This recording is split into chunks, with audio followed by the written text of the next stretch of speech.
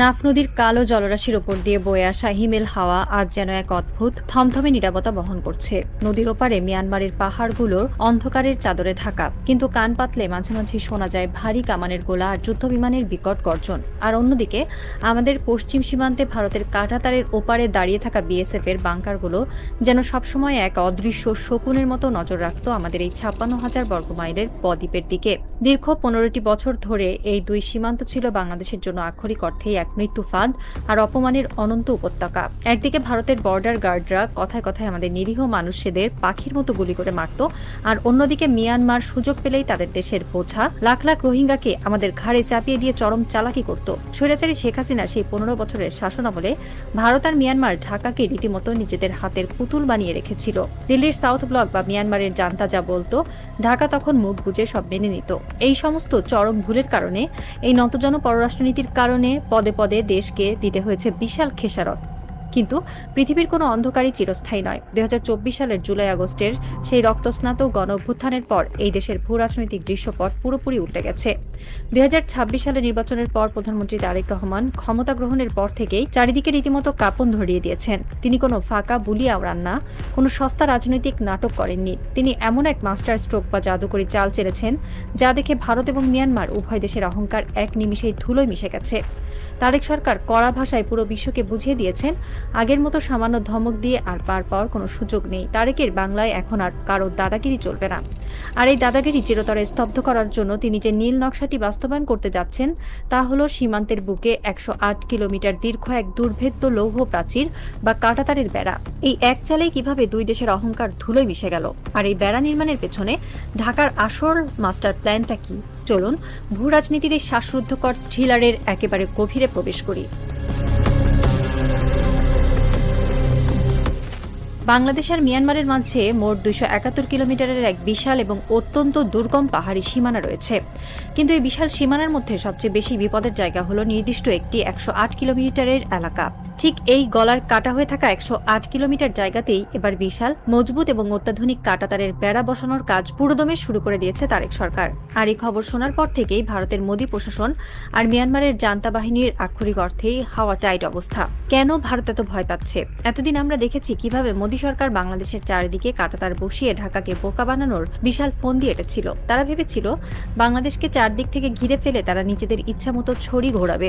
মোদী প্রশাসন বারবার চেষ্টা করেছে ভারতের নিজেদের নাগরিকদের জোর করে বাঙালি সাজিয়ে রাতের অন্ধকারে ঢাকার ঘাড়ে চাপিয়ে দিতে। বিশেষ করে ভারতের পশ্চিমবঙ্গে মোদীর ছায়াসঙ্গী খ্যাত উগ্র হিন্দুত্ববাদী নেতা শুভেন্দু অধিকারী ক্ষমতায় বসার পর থেকেই কাঁটাতারের বেড়া আর মানুষ ঢোকানোর ভয় দেখিয়ে গলাবাজি কম করেননি। শুভেন্দু অধিকারী কথায় কথায় অনুপ্রবেশকারীর যুদ্ধ দেখিয়ে, পুশিনের ভয় দেখিয়ে নিজেদের রাজনৈতিক ফায়দা লোটার চেষ্টা চালিয়েছেন। এই দাদাবাবুরা ভেবেছিলেন আগের মতো একটু চোখ রাঙানি দিলেই ঢাকা ভয়ে কাঁপবে। তারা ভেবেছিলেন একটু ধমক দিলেই বাংলাদেশ তাদের সব অন্যায় আবদার মেনে নেবে। কিন্তু এবার আর সেই পুরনো হিসাব কোনোভাবেই মিলছে না। প্রধানমন্ত্রী তারেক রহমান এমন এক কঠিন ঝামা ঘষে দিয়েছেন যে মোদী প্রশাসন আর শুভেন্দু অধিকারীর সব মাতব্বরই এক নিমিষে চুপসে গেছে। তারেকের বাংলায় অন্য দেশের মানুষ জোর করে ঢোকানোর নাটক পুরোপুরি খতম করে দিয়েছে ঢাকা। শুভেন্দু অধিকারীর সব চালাকি এখন মাটিতে মিশে গেছে। মোদী সরকারকে রীতিমতো নাকানি চুপানি খাইয়ে তারেক রহমান কড়া ভাষায় বুঝিয়ে দিয়েছেন অন্যের ঘাড়ে নিজেদের বোঝা চাপানোর দিন একেবারে শেষ। যারা এতদিন ঢাকাকে ইচ্ছামতো নাচিয়ে ছাড়ছে বলে বড়াই করত, তারা এখন চরম বেকায়দায় পড়ে ঘোল খাচ্ছে। তারেক সাহেবের এই এক চালেই ভারতের সব কূটকৌশলের ছক একেবারে আটকে গেছে। ভারতের দাদাগিরি খতম করার পর এবার তারেক সরকারের কড়া নজর পড়েছে দক্ষিণ পূর্ব সীমান্তের দিকে, মিয়ানমারের দিকে। মিয়ানমার সীমান্তের ওপারে এখন চলছে আরেক ভয়াবহ মারামারি। সেখানে মিয়ানমারের সামরিক জান্তা বাহিনী আর আরাকান আর্মির মধ্যে শুরু হয়েছে চরম রক্তক্ষয়ী গোলাগুলি। মিয়ানমারের জান্তা বাহিনী আকাশ থেকে একের পর এক বিমান হামলা চালাচ্ছে। গোলাগুলি আর বোমার বিকট আওয়াজে গোটা সীমান্ত এলাকা চরম উত্তপ্ত হয়ে উঠেছে। সাধারণ মানুষ আতঙ্কে দিন কাটাচ্ছে।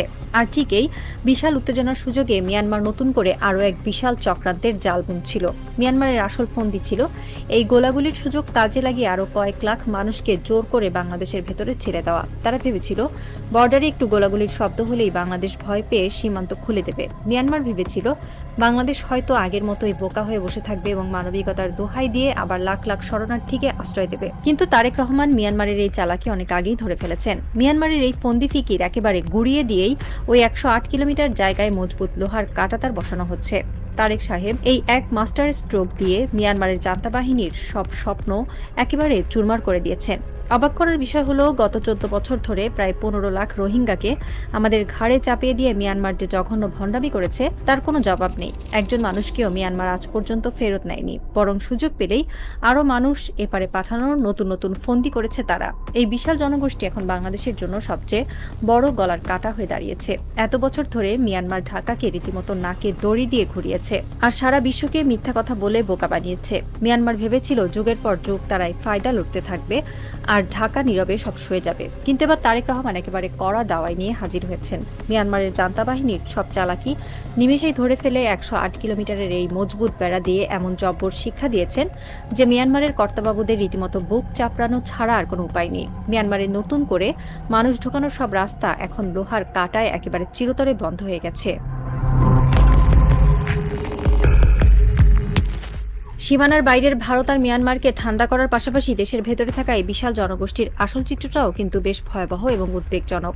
কক্সবাজার এবং উখিয়ার ক্যাম্পের ভেতরে থাকা এই ১৫ লাখ মানুষের তো কোনো কাজকর্ম নেই।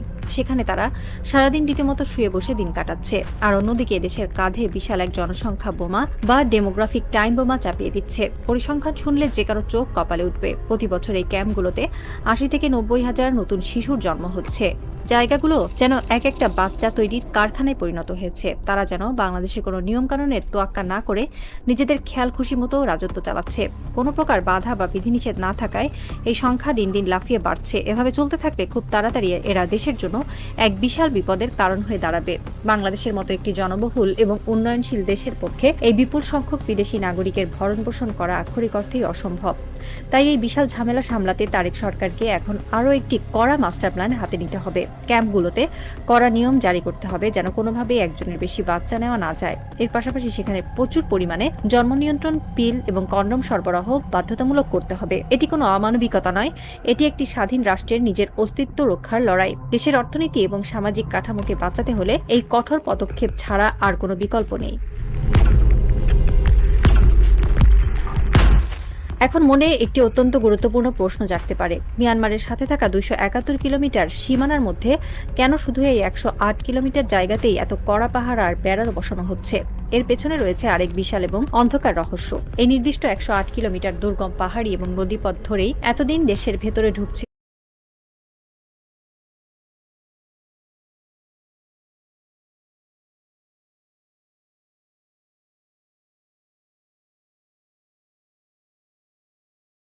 সর্বনাশা, মরণ নেশার বড় বড় চালান। মিয়ানমারের আরাকান আর্মি আর ক্যাম্পের ভেতরের কিছু অসাধু চক্র মিলে এই পথটাকে রীতিমতো কালোবাজারের স্বর্গরাজ্য বানিয়ে ফেলেছিল।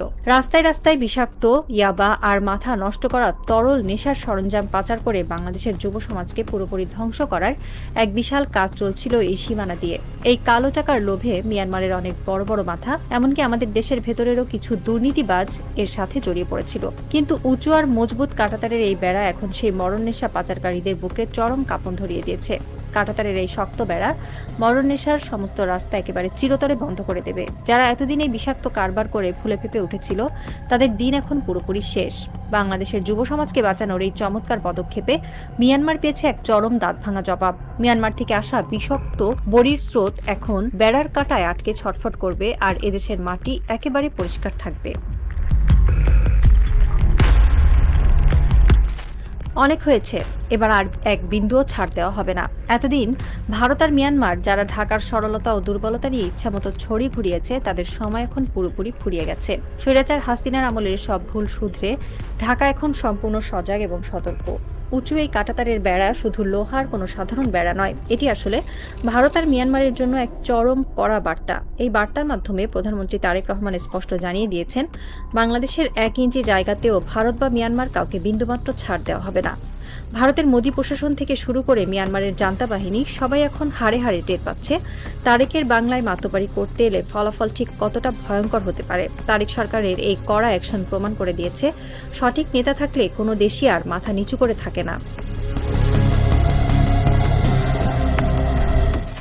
নাফ নদীর তীরে আজ হয়তো কোনো চোরাকারবারির নৌকা ভিড়ছে না। শিলিগুড়ি থেকে শুরু করে আরাকানের জঙ্গল পর্যন্ত সব জায়গায় আজ এক অদ্ভুত নীরবতা। কিন্তু এই নীরবতা কোনো শান্তির প্রতীক নয়। এটি হলো একটি পরাক্রমশালী স্বাধীন রাষ্ট্রের জেগে ওঠার পর শত্রুদের হতবিহ্বল হয়ে যাওয়ার নীরবতা। 1000 কিলোমিটার দূরে নয়াদিল্লির সাউথ ব্লকে আজ হয়তো কারো চোখে ঘুম নেই। তাদের গোয়েন্দারা হয়তো পাগলের মতো চেষ্টা করছে ঢাকার এই নতুন মাস্টার প্ল্যানের দুর্বলতা খোঁজার জন্য। তারা বুঝতে পারছে তাদের সে আজ্ঞাবহ পুতুল এখন আর তাদের কথায় উঠে বসে না।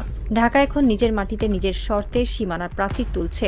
খুব শিগগিরই এই 108 কিলোমিটারের লৌহ প্রাচীর যখন সম্পূর্ণভাবে দাঁড়িয়ে যাবে, তখন তা কেবল একটি সীমানা হবে না, তা হবে পরাধীনতার শেকল ভেঙে বেরিয়ে আসা এক নতুন বাংলাদেশের আত্মমর্যাদার প্রতীক।